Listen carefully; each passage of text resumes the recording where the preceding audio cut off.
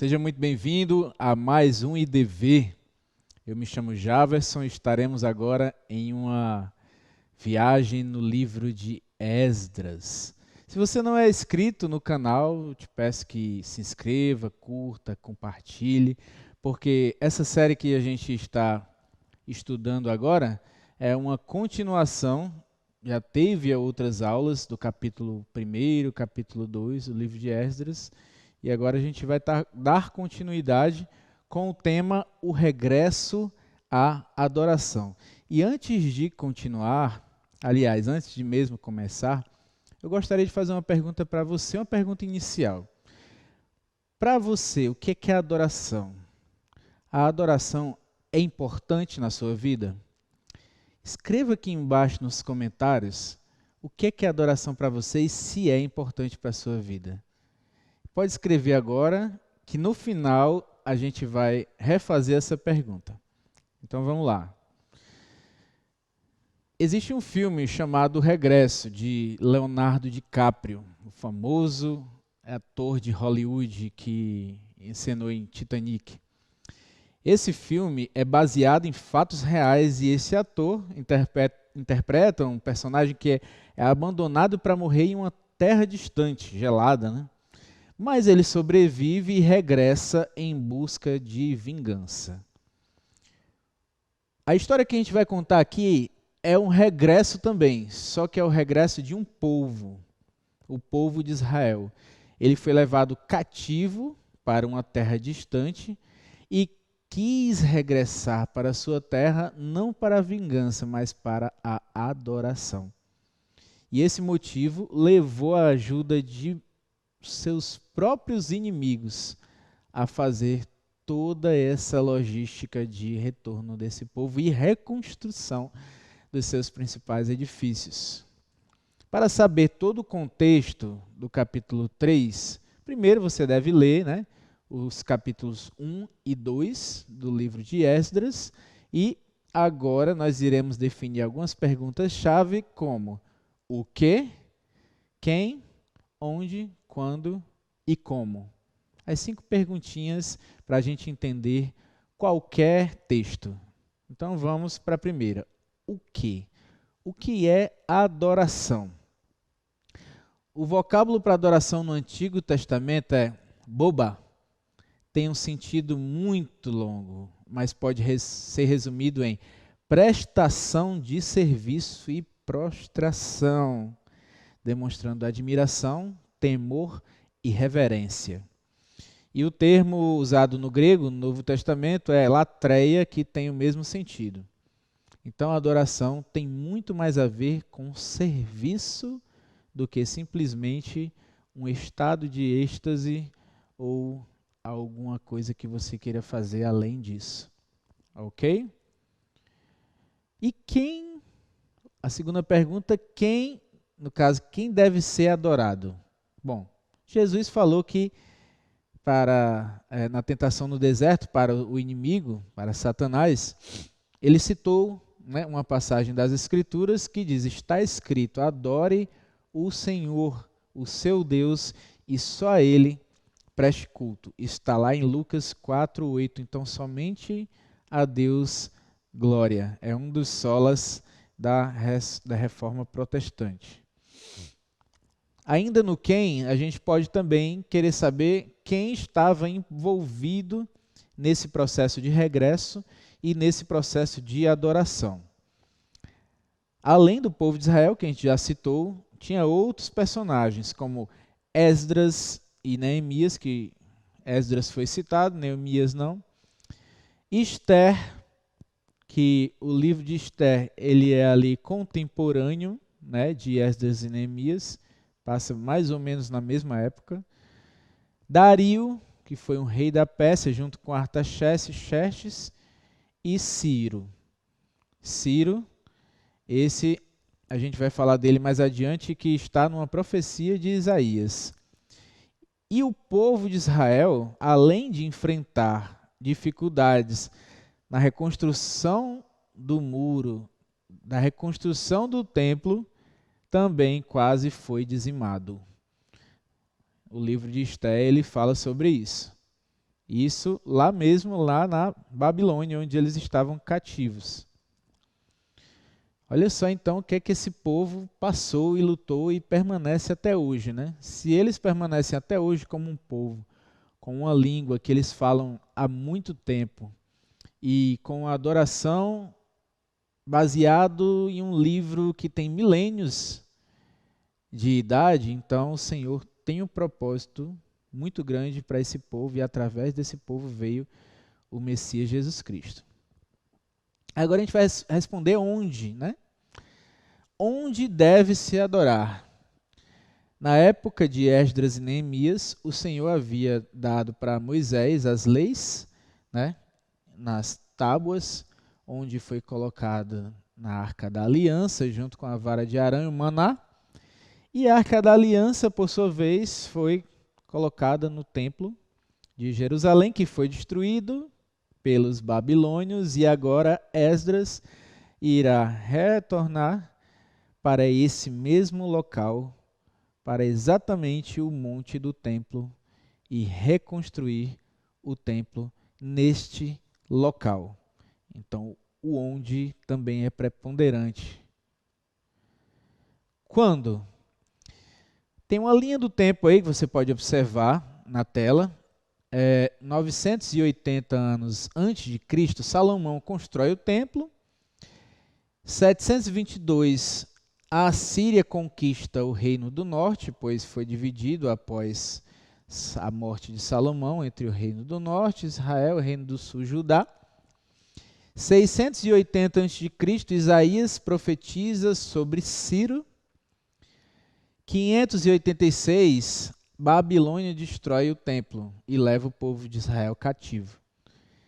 E em 515, Esdras reconstrói o templo, apoiado por justamente aquele que havia sido profetizado, Ciro. Como? Como eu já falei, há a necessidade de ler os capítulos 1 e 2 de Esdras e assistir aos episódios anteriores do IDV aqui no nosso canal. Se você não leu ou se você não assistiu, eu convido você a dar um pause nesse vídeo, dar uma olhada nesses outros vídeos anteriores aqui no nosso canal. E a gente vai ler agora o capítulo 3 de Esdras, que fala sobre reavivamento. E esse reavivamento ele pode ser dividido, sublocado, entendido como 3 pontos-chave, que são a unidade, a adoração e a edificação. Vamos ler para a gente entender como que procedeu essa reconstrução do templo. Esdras 3, do 1 ao 3 diz assim: Chegando, pois, o 7º mês, e estando os filhos de Israel já nas cidades, ajuntou-se o povo como um só homem em Jerusalém.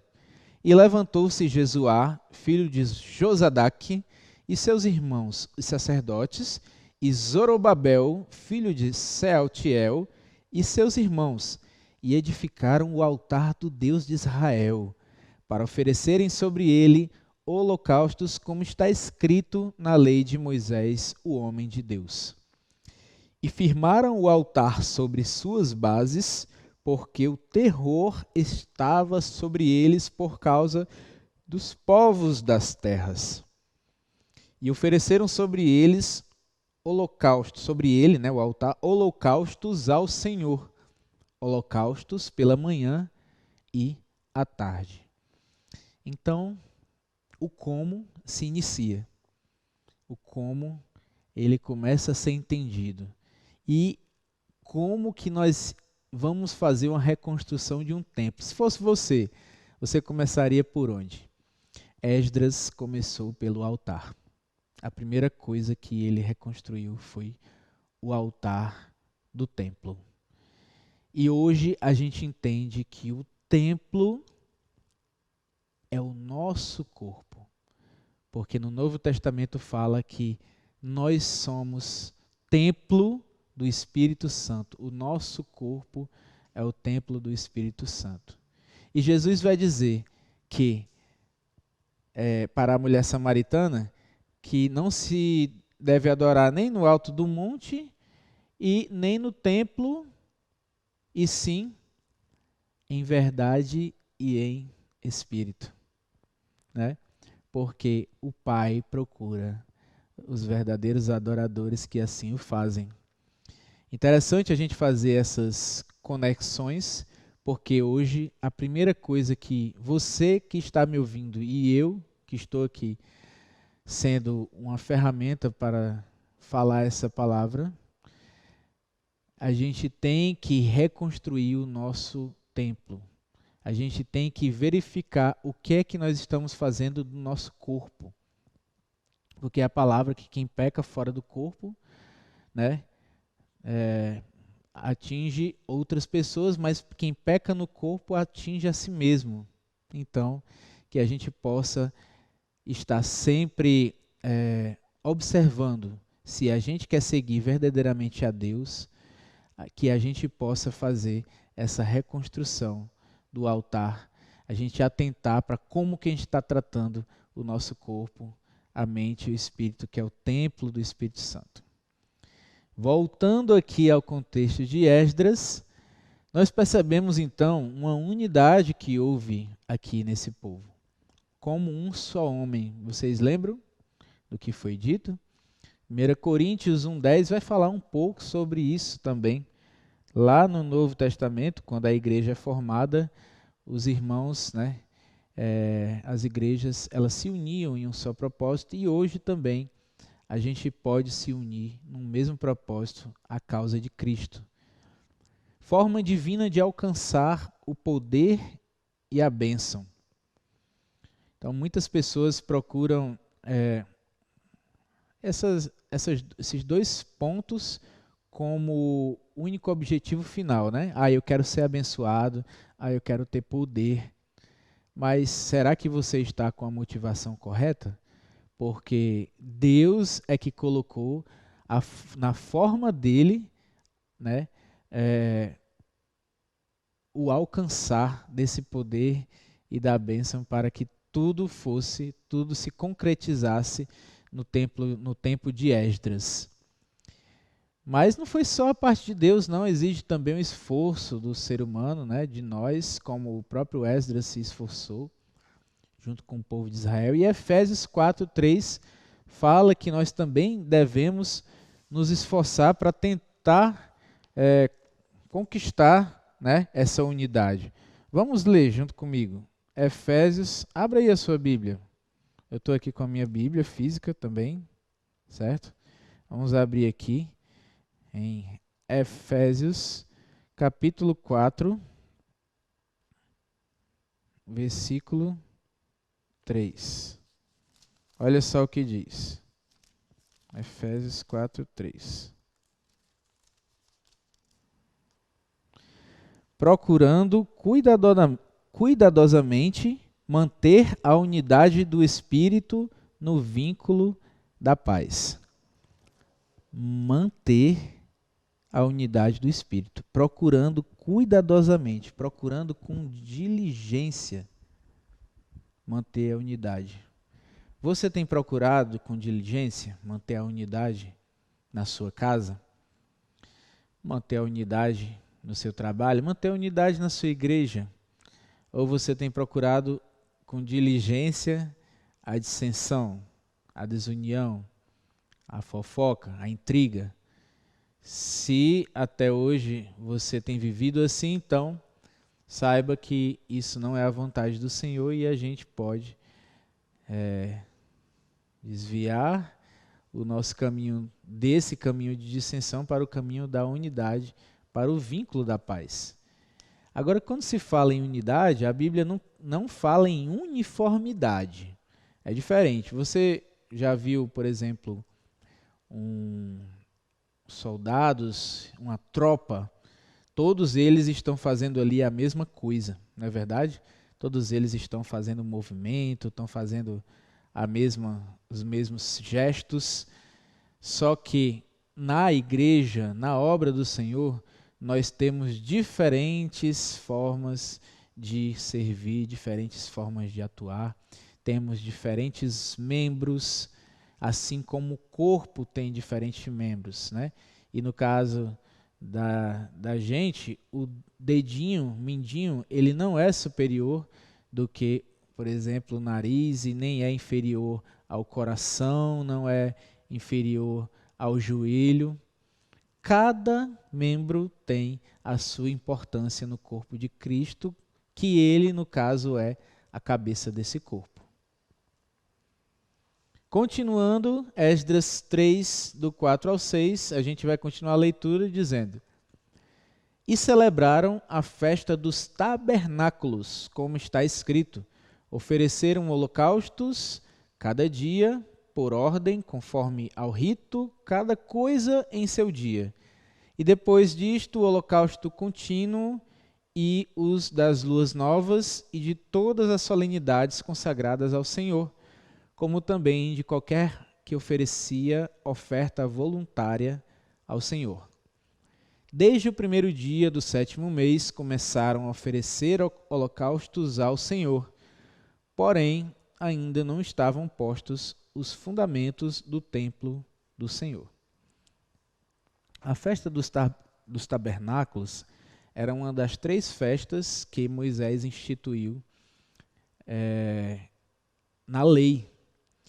E essa festa, ela exigia uma peregrinação a Jerusalém, porque Jerusalém era uma cidade minúscula ali, né, no alto de um monte. E as pessoas moravam em diversos lugares. A divisão das terras feitas por Josué mostra que as pessoas, os povos, as 12 tribos, elas foram dispersas no sentido divididas, né, por longos espaços de terra, né, além ali até mesmo do Jordão, onde hoje é a Jordânia, né, e também lá acima na Galileia, onde Jesus começou o seu ministério, e ao sul, ali em Jerusalém, e ao sul ainda de Jerusalém ainda havia muita terra ali de Judá, né? Jerusalém ficou para Benjamim, e ao sul de Jerusalém as terras de Judá e de Simeão, e as outras terras espalhadas, né, em vários locais, e todas essas 12 tribos, no período determinado por Deus, elas tinham que peregrinar para Jerusalém e montar cabanas. Por isso que o nome dessa festa também é Festa das Cabanas. E nesse ato de montar essas cabanas em Jerusalém, eles ofereciam os seus holocaustos a Deus. E isso foi muito significativo nesse tempo de Esdras, pois não existia mais quase ninguém judeu, né, morando em Judá e em Israel, já que eles tinham sido levados cativos. Mais de 90%, né, da população tinha sido levada cativa, e agora havia uma peregrinação de retorno a Jerusalém. Outro paralelo que a gente pode fazer é que Jesus, antes de morrer, antes da reconstrução do seu templo, porque ele disse para os apóstolos, quando eles disseram: olha, mestre, que pedras, né, que Herodes havia feito uma reforma no templo e colocou umas pedras gigantes. E Jesus, né, não se deixou levar por nada disso e disse: destruam esse templo e eu o reconstruirei em 3 dias. Mas na verdade ele estava falando do quê? Do seu corpo. Mais uma vez, o templo sendo comparado com o corpo, e nesse caso, Jesus fazendo a comparação com a ressurreição. E essa ressurreição, essa reconstrução se deu, né, 3 dias depois do sacrifício do seu próprio corpo. Então foi assim que os judeus fizeram também no retorno. Eles primeiro sacrificaram os holocaustos, né, no altar, e só depois que eles erigiram as paredes do templo. Interessante, né? A Bíblia toda ela aponta para Cristo. É como se Cristo fosse um foco. cada ponto, cada capítulo, cada palavra, ela tem Cristo como o centro. E a adoração aí também pode ser colocada como 3 pontos, né? Que foi prestada, né? Através de ofertas de holocausto, através de festas e reuniões e através da própria contribuição do povo. A oferta de holocausto a gente já falou, que eram os sacrifícios de cordeiros, de touros ou até mesmo de aves e cereais. E as festas e reuniões a gente também falou, com as festas do tabernáculo sendo uma delas. E agora a gente vai ver um pouco sobre a questão da contribuição. Vamos ler aí a partir do 7.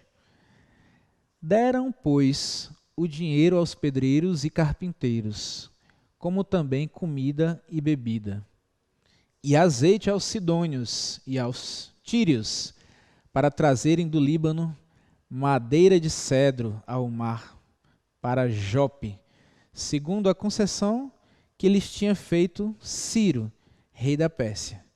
E no 2º ano da sua vinda à casa de Deus em Jerusalém, no 2º mês, Zorobabel, filho de Sealtiel, e Jesuá, filho de Josadaque, e os outros seus irmãos, os sacerdotes e os levitas, e todos os que vieram do cativeiro a Jerusalém, começaram a obra da casa do Senhor. E constituíram os levitas da idade de 20 anos para cima, para que a dirigissem. Então se levantou Jesuá, seus filhos e seus irmãos, Cadmiel e seus filhos, os filhos de Judá, como um só homem, para dirigirem os que faziam a obra na casa de Deus, bem como os filhos de Enadade, seus filhos e seus irmãos, os levitas. Percebe-se então aí, gente, além da colaboração, um desapego, porque essas pessoas simplesmente abandonaram a vida que elas estavam tendo na Babilônia para servir a Deus com a convicção de que estavam fazendo ali algo maior do que os seus próprios interesses, do que a própria vida que eles estavam levando na Babilônia. Será que nós estamos fazendo isso também? Nos desapegando aos poucos das coisas dessa terra, para que a gente possa edificar a nossa Jerusalém celestial? Essa é mais uma reflexão que o texto nos dá, que a gente possa se desapegar dos nossos próprios interesses, porque se a gente ficar muito apegado a essa terra aqui, a gente não vai querer estar lá, e Deus é educado. Deus é educado. Ele não nos obriga. Mas todos ali eram voluntários, e a obra do Senhor, ela é voluntária. E havia também uma edificação, e essa edificação ela se deu através da seleção de líderes e da celebração do louvor. Vamos ler então do 10 ao 13. Quando, pois, os edificadores lançaram os alicerces do templo do Senhor, finalmente, então apresentaram-se os sacerdotes, já vestidos e com trombetas, e os levitas, filhos de Asaf, com símbolos, para louvarem ao Senhor conforme a instituição de Davi, rei de Israel. E cantavam juntos por grupo, louvando e rendendo graças ao Senhor, dizendo: porque é bom, porque a sua benignidade dura para sempre sobre Israel. E todo o povo jubilou com altas vozes quando louvaram ao Senhor pela fundação da casa do Senhor. Porém, muitos dos sacerdotes e levitas e chefes dos pais, já idosos, que viram a primeira casa, choraram em altas vozes quando à sua vista foram lançados os fundamentos desta casa. Mas muitos levantaram as vozes com júbilo e com alegria, de maneira que não se discernia o povo, as vozes do júbilo de alegria das vozes do choro do povo, porque o povo jubilava com tão altas vozes que o som se ouvia de muito longe. Então, finalmente eles lançaram os alicerces do templo do Senhor. E depois disso, meus irmãos, os samaritanos chegaram ali e disseram: a gente quer reconstruir aqui, ajudar vocês, né? Porque a gente também adora ao Deus de Israel. Só que eles não adoravam exclusivamente ao Deus de Israel. Eles adoravam o Deus de Israel como se fosse mais um Deus, né? Ou o Deus que estivesse mais elevado do que os outros deuses que eles também adoravam. E os israelenses, no caso da tribo de Judá e Benjamim, né, que estavam fiéis à adoração ao único Deus, disseram: não, a gente não precisa da ajuda de vocês. E aí esses mesmos inimigos samaritanos, eles acusaram o povo de Israel junto ao rei da Pérsia, e a reconstrução do templo paralisou por 16 anos. 16 anos. Mas é incrível, né? Mesmo assim, o povo, ele parou a construção, mas o propósito continuou. O propósito permaneceu, ele se manteve.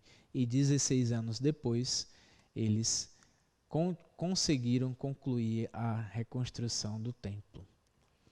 Louvor, união, choro e júbilo. O Salmo 22:3 fala que Deus habita no meio dos louvores.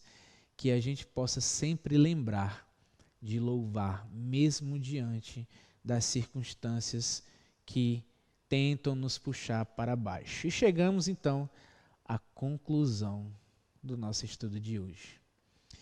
Nossa necessidade básica como igreja é nos achegarmos à presença de Deus, meditarmos nele, adorá-lo e o servirmos com mais e mais zelo e fervor. Como então, meu querido, minha irmã, meu irmão que está nos assistindo hoje, como agora você enxerga a adoração? Deixa aqui embaixo novamente o seu comentário. Não tem problema nenhum se o primeiro comentário seu não tiver nenhuma relação com esse comentário agora, mas se você puder, deixe aí o seu comentário, porque é uma forma de nós interagirmos com os nossos alunos no nosso Instituto de Desenvolvimento de Vidas e sabermos que nós estamos nos edificando e estamos realmente desenvolvendo nossas vidas conjuntamente, tendo toda a preocupação em manter a união, porque nós servimos a um só Deus e temos um único propósito.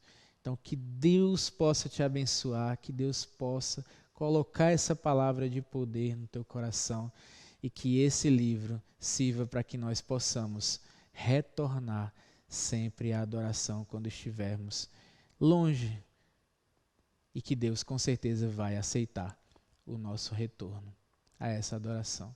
Louvado seja o nome do Senhor Jesus. Um abraço.